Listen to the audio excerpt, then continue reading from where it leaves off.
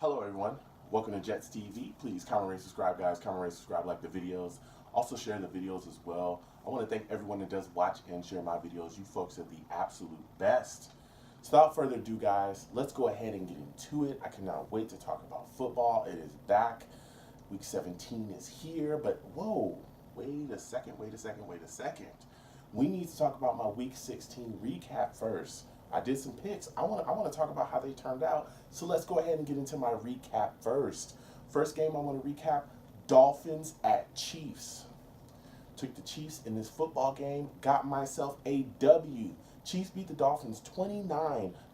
Man, Chiefs keep rolling, trying to put some things together, and they played fairly well in this football game. We're able to get themselves a W. So shout out to Chiefs fans. You guys got yourselves a W. I took the Chiefs, got myself a W as well. Next game I covered: Seahawks at Cowboys. Took the Cowboys in this football game, got myself a loss. Seahawks beat the Cowboys 21-12. Cowboys just couldn't take advantage of this moment, man. Cowboys fans are beside themselves. They want to get Jason Garrett fired. They wanted him out of here. They are irate. I really felt like Ezekiel Elliott really wasn't used correctly in this football game. I felt like he should have been fed a lot more. Just there was just issues offensively. Dez just looked like I don't know what's going on with Dez, but he does not look like the Dez that we knew of a couple of years ago. Maybe he may be not that guy anymore. I don't know, but Dez definitely did not play as well as I thought he should have. But again, shout out to Seahawks. Shout out to Seahawks fans as well. You guys got yourselves a W. I took the Cowboys, so I got myself a loss. And last but not least, guys, the best game of the week, the Jets game. Chargers at Jets. Took the Chargers in this football game. Got myself a W, sadly. Chargers beat the Jets 14-7. Man, listen. Jets defense played solid. Got some turnovers, but the offense was not good at all. Petty just at the helm. There was just issues left and right. It just was not good at all. So it is what it is. We're just keeping it rolling. I'm just pretty much as a fan right now of this football team waiting for the off season so that we can correct a lot of the issues that we have on this roster. Okay, because we got a lot of money and we got some picks and we need to make some things happen. All right, so I want to get into Week 17 now, guys. Look, Week 16 is behind us. That is in the past. That is done. It is time to move on to Week 17 and talk about the football that we have coming forward, going forward, and talk about what we got coming to us in Week 17. So let's go ahead and get right into it. I'm ready to get into my Week 17 picks. First game I want to cover: Browns at Steelers. Whew, man, got a lot of Browns fans in my inbox saying, Joe, do you really think that we're going to end this season, with not one win? And I'm here to tell you guys, it's possible. It definitely is possible. It's do or die right now. The Browns are really bad, really, really bad. They've fired their general manager, Sashi Brown.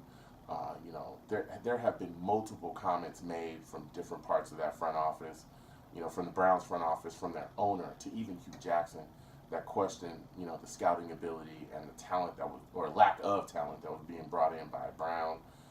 Hugh Jackson has also made comments just about the football team itself and the state of that football team. And they haven't been good comments. It's just a lot of bad things, coming out of that Brown organization. And they just seem almost lost right now. But there's a light at the end of this tunnel for them, especially playing the Steelers this week. You look at the Steelers, they're resting a lot of their players. They're in the playoffs. They got their bye. They're trying to get in there healthy. So Ben and Bell probably aren't going to play in this football game at all, from what has been reported. That opens the door for the Browns. This is a game they have to take advantage of. The Browns have a little bit of talent in areas on that football team. They've got to play. Okay, unless you want to end the season without one win, you've got to show up and show out and just play out of your mind. All right. The Browns, that defense, especially up front, is stout. They can clog the lanes and stop you from running the football. That defense has to get after whoever they're putting out there, quarterback. They have to do something, man. Offensively, they have to produce, whether it's consistently getting the ball to Gordon or just trying to run with Duke Johnson. Something has to change about what the Browns are doing, and they've got to put something together, or else they're going to lose this football game. But again, with the Steelers not playing anybody, I think the door is open for the Browns to get their first win this season. And with all that said, I know it's going to be a shocker. Some people may look at me and say, hey, you're crazy. I am taking the Cleveland Browns to get their first win of the football season. I am taking the Browns to beat the Steelers 17-14. I think it's close. I think it comes down to the last second. I think the Browns just get down on the last possession and they kick a field goal and win the game. And they run off the field just celebrating as they did not go the entire season without a win. Excuse me. I am taking the Browns. Maybe it's that I want to spare them. I want to have some mercy for them. But I think again with the Steelers pretty much being in cruise control, they're in the playoffs. They're not worried about anything. I think this opens the door for the Browns. So again, I am taking the Browns to win that football game. Next game I want to cover: Raiders at Chargers. Whew. Got a lot of Chargers fans in my inbox saying, yo, what is going on? What is happening? Where are we going, Joe? I don't know. This Chargers team, this game has playoff implications for them. They have to have some other things happen as well, but winning this game is the number one thing that they must do to, still stay in the hunt to be in the playoffs. You look at their situation with Melvin Gordon. He was walking around with a boot earlier because he has it looks like a foot or an ankle injury. They're saying now that he's going to be out there, but how healthy is Melvin Gordon really? If he was walking around with a boot earlier, even though he's playing, what can he give you? What type of production can he really give you, especially with the type of runner that he is? He's a violent runner. He's a guy that doesn't avoid contact. He will run through you. That is a fact. But if he can't get any push off that foot or that ankle, or is he hurting off that foot or that ankle, that leads me to think, hey, Eckler, that guy's going to have to step up. What can Eckler give you? But the problem with Eckler is we all know he can catch the football out the backfield. He's a decent runner in space, but he often makes critical mistakes, especially critical fumbles. He's had those, this season. So he's got to clean that up because, again, this is a game where the Chargers are trying to stay in the hunt. My next question for the Chargers is, what Phillip Rivers are we getting? Look, I love Phillip Rivers. I love, he's very, emotional, very fiery. He lays it all out there on the line. But look, this guy sometimes makes error throws. He blames his wide receivers when honestly, some of the time it's really not their fault. He's throwing in space, throwing balls into triple coverage, double coverage, throwing up, jump balls to Tyrell Williams. Look, all that stuff has got to be slowed down here. You're trying to get into the playoffs. You can't have turnovers in this game.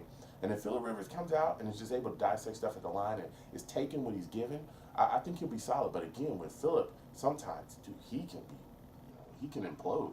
He can be volatile sometimes. Sometimes that's just the way he is. And once he turns the ball over, sometimes he'll just keep rolling. And he'll just be turnover after turnover after turnover. We've seen it, in certain games this season. So I'm just wondering, hey, what Phillip Rivers are we getting? You look at the Raiders side of the ball, this offense is very up and down.